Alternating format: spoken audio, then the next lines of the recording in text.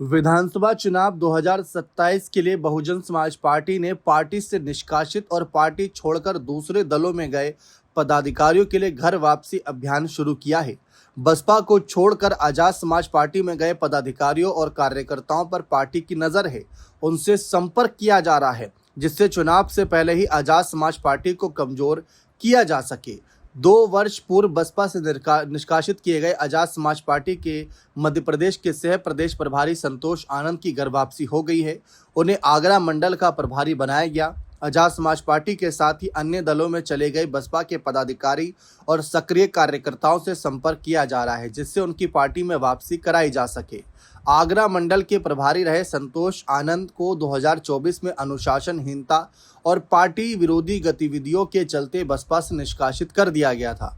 उन्होंने Azad Samaj party join कर ली थी और उनके कद को देखते हुए एमपी के सह प्रदेश प्रभारी बनाया गया था।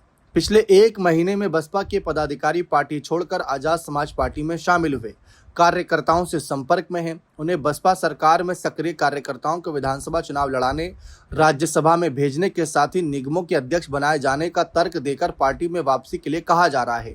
इसी के तहत 2 वर्ष बाद संतोष आनंद की बसपा में वापसी कराई गई। उन्हें आगरा मंडल का प्रभारी बनाया गया।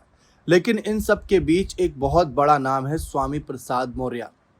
देखिए, वैसे तो देखा जाए तो स्वामी प्रसाद मौर्य क्लियर कट कह चुके हैं कि उनको किसी जो पार्टी छोड़ चुके हैं उसमें वापसी को लेकर कोई इंटरेस्ट नहीं, और जब भी मायावती से जोड़कर उनकी खबर चलाई जाती है तो सिर्फ टीआरपी के लिए चलाई जाती है। देखा जाए तो 2024 के चुनाव के वक्त स्वामी प्रसाद मौर्य ने आजाद समाज पार्टी के मुखिया चंद्रशेखर आजाद की सहायता की थी और बदले में चंद्रशेखर स्वामी प्रसाद मौर्य के लिए मंच पर आए थे। तो ऐसा लग रहा था कि दलित ओबीसी समीकरण की साधने की कोशिश की जा रही है, लेकिन तब कामयाबी नहीं मिली थी। फिलहाल ये खबर तो मध्य प्रदेश से जुड़ी थी, लेकिन उत्तर प्रदेश पर भी क्या यही लागू होगा? क्या बसपा सुप्रीमो मायावती उत्तर प्रदेश विधानसभा चुनाव से पहले भी घर वापसी अभियान चलाएंगी?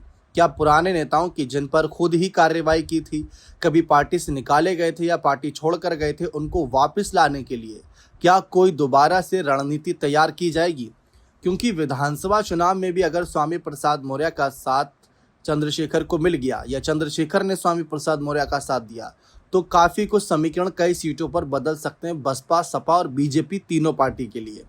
ऐसे में फिलहाल तो ना तो स्वामी प्रसाद मौर्य कुछ कह रहे हैं, ना ही मायावती कुछ कह रही हैं, और स्वामी प्रसाद मौर्य और चंद्रशेखर रावण के बीच जो राजनीतिक संबंध नजर आते हैं, समय समय पर किसी न किसी बड़े मोर्चे पर, मंच पर या कहीं मुलाकात करते दिख जाते हैं, शिष्टाचार भेंट, तो वो दिखता है कि इन दोनों के बीच तालमेल थोड़ा बन रहा है।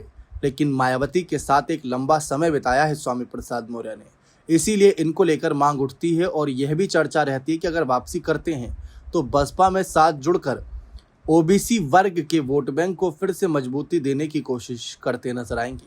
बने रहें चैनल के साथ। बहुत बहुत शुक्रिया।